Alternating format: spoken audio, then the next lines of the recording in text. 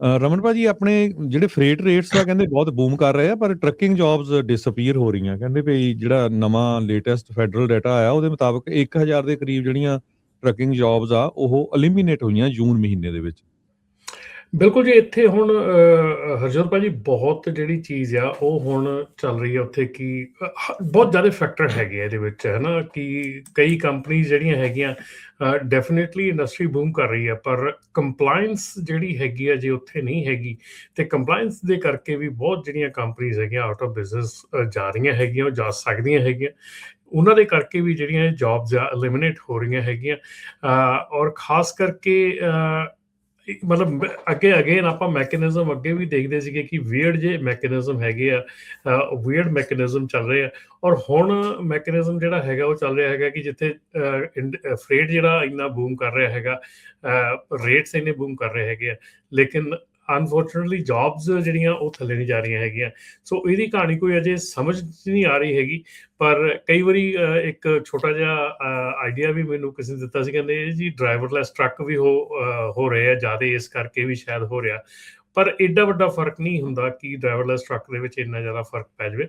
ਪਰ ਸਟਿਲ ਜਿਹੜੀਆਂ ਇਹ ਚੀਜ਼ਾਂ ਹੈਗੀਆਂ ਇਹ ਕਾਫੀ ਬੋਦਰਸਮ ਹੈਗੀਆਂ ਕਿ ਜੌਬਸ ਕਿਉਂ ਜਿਹੜੀਆਂ ਉਹ ਲੂਜ਼ ਹੋ ਰਹੀਆਂ ਹੈਗੀਆਂ ਇਸ ਸੈਕਟਰ ਦੇ ਵਿੱਚ, ਜਦ ਕਿ ਇਹ ਸੈਕਟਰ ਜਿਹੜਾ ਇਸ ਵੇਲੇ ਕਾਫੀ ਅੱਛਾ ਜਿਹੜਾ ਚੱਲ ਰਿਹਾ ਹੈਗਾ।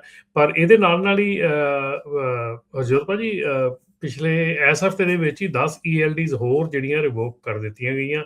10 ELDs ਜਿਹੜੀਆਂ ਆ ਹੋਰ ਉਹਦੇ ਵਿੱਚੋਂ ਕੱਢ ਦਿੱਤੀਆਂ ਗਈਆਂ ਲਿਸਟ 'ਚੋਂ।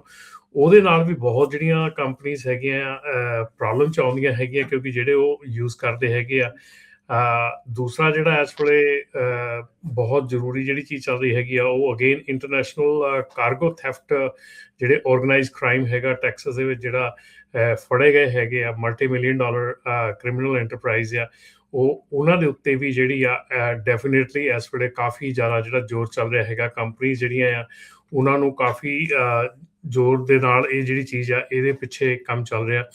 ਸੋ ਕਾਫੀ ਚੀਜ਼ਾਂ ਹੈਗੀਆਂ ਔਰ ਇੰਨਾ ਕੁ ਵੋਲੇਟਾਈਲ ਇਸ ਵੇਲੇ ਹੈਗਾ ਕਿ ਜਿਹੜੀ ਇੰਡਸਟਰੀ 'ਚ ਆਪਾਂ ਗੱਲ ਕਰਦੇ ਇੰਨੀ ਵੋਲੇਟਾਈਲ ਚੱਲ ਰਹੀ ਆ ਕਿ ਡੈਫੀਨੇਟਲੀ ਬਹੁਤ ਜਿਹੜੀਆਂ ਕੰਪਨੀਆਂ ਹੈਗੀਆਂ they are looking for drivers ਦੀ ਕਮੀ ਡੈਫੀਨੇਟਲੀ ਮਹਿਸੂਸ ਹੋ ਰਹੀ ਹੈ, ਕਿਉਂਕਿ ਬਹੁਤ ਜ਼ਿਆਦਾ ਜਿਹੜੇ ਡਰਾਈਵਰਸ ਹੈਗੇ ਆ ਉਹ ਸ਼ਾਇਦ ਕੰਮ ਤੇ ਜਾਣ ਤੋਂ ਕਤਰਾ ਰਹੇ ਆ, ਕਿਉਂਕਿ ਜਿੱਦਾਂ ਦੇ ਹਾਲਾਤ ਆਪਾਂ ਦੇਖ ਰਹੇ ਹਾਂ, ਦੱਸ ਰਹੇ ਹਾਂ, ਉੱਦਾਂ ਦੇ ਹਾਲਾਤਾਂ ਦੇ ਵਿੱਚ ਸ਼ਾਇਦ ਕੋਈ ਉਹ ਜਿਹੜਾ ਆ ਕੰਮ ਤੇ ਜਾਣ ਨੂੰ ਰਾਜ਼ੀ ਹੁੰਦਾ। ਜੀ ਬਿਲਕੁਲ। ਸੋ ਤੇ ਕਾਲ ਕਰ ਸਕਦੇ ਹੋ, ਨੰਬਰ ਹੈ 408-272-5200 4082725200 ਦੇ ਉੱਤੇ ਤੁਸੀਂ ਕਾਲ ਕਰਕੇ ਟਰੱਕਿੰਗ ਬਾਰੇ ਜੇ ਤੁਹਾਡਾ ਕੋਈ ਕੁਐਸਚਨ ਆ, ਤੁਹਾਡਾ ਕੋਈ ਵਿਚਾਰ ਆ, ਜੇ ਤੁਸੀਂ ਪੁੱਛਣਾ ਚਾਹੁੰਦੇ ਹੋ ਤਾਂ ਕਾਲ ਕਰ ਸਕਦੇ ਹੋ। ਨੰਬਰ ਹੈ 4082725200 ਦੇ ਉੱਤੇ। ਕੀ ਡਰਾਈਵਰਸ ਕੰਪਨੀਜ਼ ਨੂੰ ਮਿਲ ਰਹੇ ਨੇ, ਨਹੀਂ ਮਿਲ ਰਹੇ ਨੇ, ਕੀ ਸਿਚੁਏਸ਼ਨ ਆ? ਆਪਣੀਆਂ ਕੰਪਨੀਆਂ ਤੁਹਾਡੀ ਅਕਸਰ ਗੱਲ ਹੁੰਦੀ ਰਹਿੰਦੀ ਹੋਣੀ ਆ ਟਰੱਕਿੰਗ ਕੰਪਨੀਜ਼ ਦੇ ਨਾਲ, ਕੀ ਸਿਚੁਏਸ਼ਨ ਗਰਾਊਂਡ ਰਿਪੋਰਟ ਕੀ ਦੱਸਦੇ ਨੇ? ਦੇਖੋ ਜੀ, ਗਰਾਊਂਡ ਰਿਪੋਰਟ ਸਾਰਿਆਂ ਨਾਲੋਂ ਵੱਡੀ ਚੀਜ਼ ਇਹ ਹੈ ਕਿ ਕੁਆਲੀਫਾਈਡ ਡਰਾਈਵਰਸ ਦੀ ਬਹੁਤ ਕਮੀ ਆ। ਇਹ 100% ਗੱਲ ਸਹੀ ਆ। ਕੁਆਲੀਫਾਈਡ ਡਰਾਈਵਰ ਜਿਹੜੇ ਚੰਗੇ ਡਰਾਈਵਰ ਹੈ, ਗੁੱਡ ਡਰਾਈਵਰਸ ਹੈ, ਉਹਨਾਂ ਦੀ ਬੜੀ ਕਮੀ ਆ।